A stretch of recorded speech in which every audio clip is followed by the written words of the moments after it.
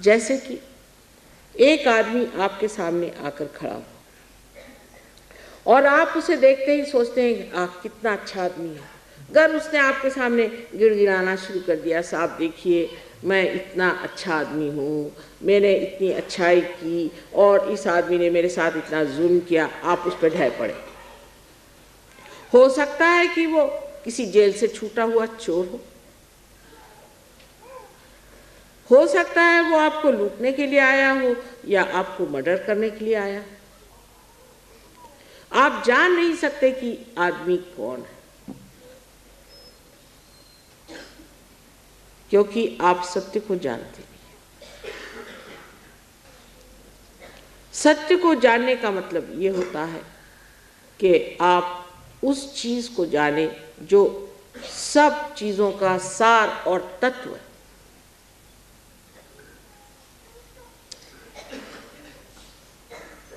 जैसे कि मनुष्य का सार और तत्व क्या, उसका सार और तत्व उसका आत्मा है। उस आत्मा को जानते ही आपका जो ज्ञान है वो अज्ञान सा लगता है, और ज्ञान चीज आप अपनी नसों पर, अपने सेंट्रल नर्वस सिस्टम पे जानते। जैसे कि एक साहब मेरे पास आए, मुझसे कहने लगे कि माँ मुझे अंजाना की बीमारी हो गई, मुझे ठीक कर दीजिए। मैंने कहा अच्छा बैठिए आप। मैं जा रही थी, मैंने कहा अच्छा बैठिए। उनकी कुंडलिनी जागृत की, उनको बड़ा दर्द सा उठा थोड़ा सा। उसका अच्छा ठीक हो गया, आप हम जा रहे हैं। उनका कहा माँ आप क्या कर रहे हैं, मेरे तो अभी हार्ट अटैक आ गया। मैं कहा बेटी तुम ठीक हो गए, हम जा रहे हैं। उदास होकर बैठ गए। तो मैं मोटर में बैठी, फिर मैं निकल के आई। मैंने कहा कि देखिए मेरी बात आप सुनिए, अभी आप डॉक्टर को जा करके अपने एंजाइनोग्राफी लीजिए और उसके बाद आप विश्वास कर लीजिएगा कि मैंने जो कहा वो सही। और वो डॉक्टर के पास गए। डॉक्टर ने कहा कमाल है, अरे भाई तुमको तो वाकई अंजाना था, वो हो क्या गया, तुम ठीक कैसे हो गए। आपका जो जानना है वो जानना क्योंकि डॉक्टर ने आपको बताया इसलिए जानना हुआ, और हमारा जानना इसलिए है कि आपकी जो वाइब्रेशंस हैं, आपके जो चैतन्य है, उसको हमारे आत्मा ने बता दिया। जब आत्मा बोलता है तब ये चैतन्य चलता है, ये ओंकार चलता है और ये आपको बताता है। कोई सी भी बात जिसके बारे में आपको जानना हो कि ये आदमी की तकलीफ क्या है, जब आप योगी हो जाते हैं आप उसके और हाथ करिए, आपके उंगलियों के इशारे पे आप बता सकते हैं कि इस आदमी को क्या बीमारी है। और जब वो बीमारी आपको पता है, अगर आप जानते हैं कि उस बीमारी के कारण से परे, जिसे कॉज एंड इफेक्ट कहते हैं, उससे परे आपको उठना अगर आ गया तो आपने उनकी बीमारी ठीक कर दी।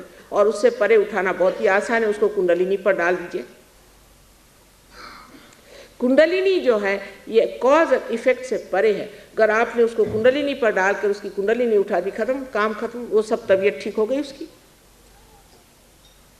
कभी कभी कुंडलिनी का जागरण और उसका बिठाना थोड़ा मुश्किल जाता है, वो दूसरी बात, पर अगर वो हो गया तो काम खत्म, फिर आपको आगे कुछ करने की जरूरत नहीं।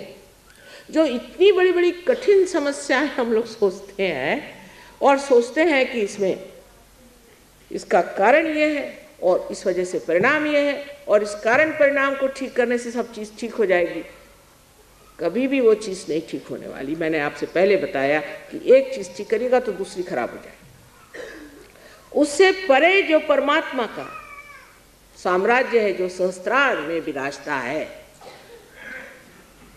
उस साम्राज्य में आप आइए, आपका आगमन हो, आपका स्वागत हो, नमस्कार करके आप अंदर आइए।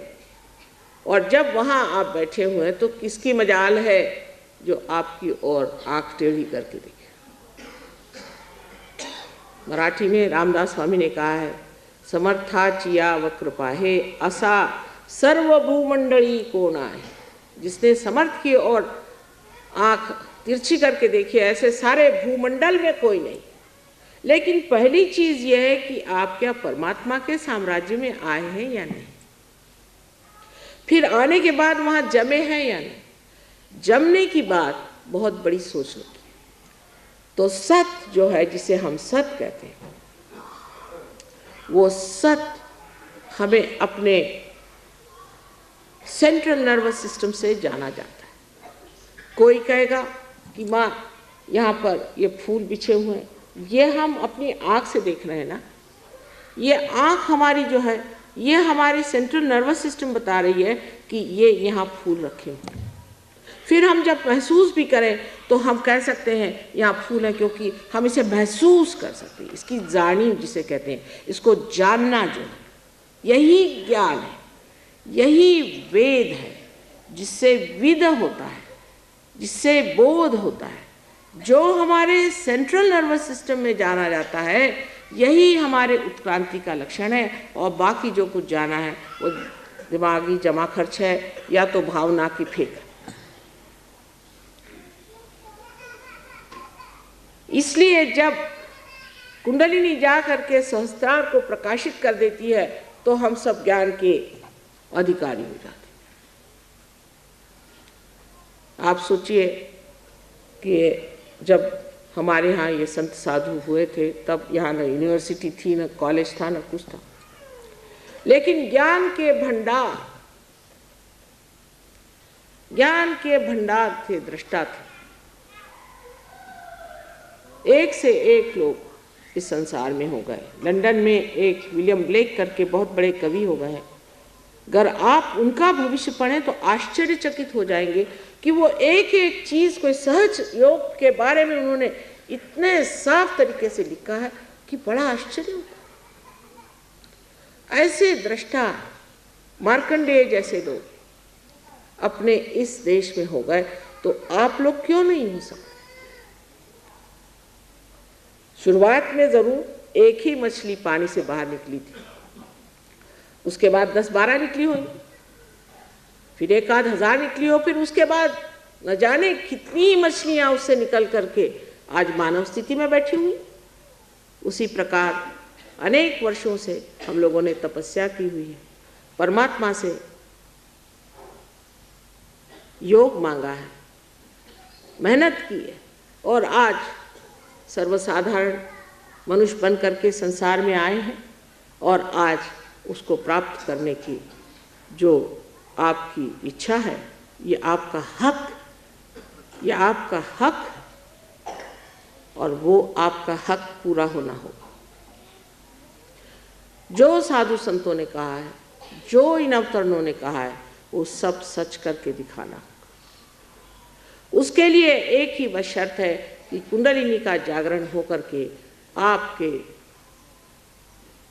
अंदर वो प्रकाश जागृत हो, जो कि आपके नस नस में बहे, और आप जाने कि आप योगी जन हो गए। योगी जन हुए बगैर कोई सी भी बात समझाई नहीं जाती। तो आप सत हमारे मुंह से जो सुन रहे हैं वो सत्य है या नहीं, ये जानने के लिए भी आपको योगी जन होना चाहिए। क्योंकि हम जो कह रहे हैं हो सकता है झूठ कह रहे हैं, लेकिन अगर आप योगी जन हैं तो बस आप हाथ फैला करके जान सकते हैं कि आपके अंदर चैतन्य की लहरियां बह रही, और आप समझ सकते हैं कि ये सच बात है। आप ये सवाल पूछें कि संसार में परमात्मा है या नहीं।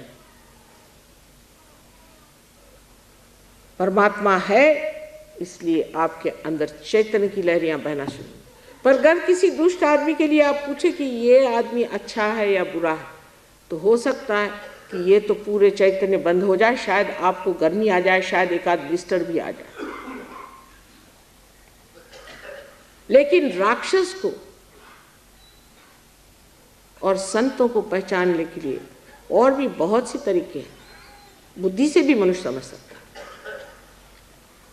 बुद्धि से भी समझ सकता है कि जिस आदमी की दृष्टि आपके पैसे पर है, आपकी सत्ता पर है, आपके घर के बच्चे बीवियों पर है, वो आदमी कभी भी संत नहीं हो सकता।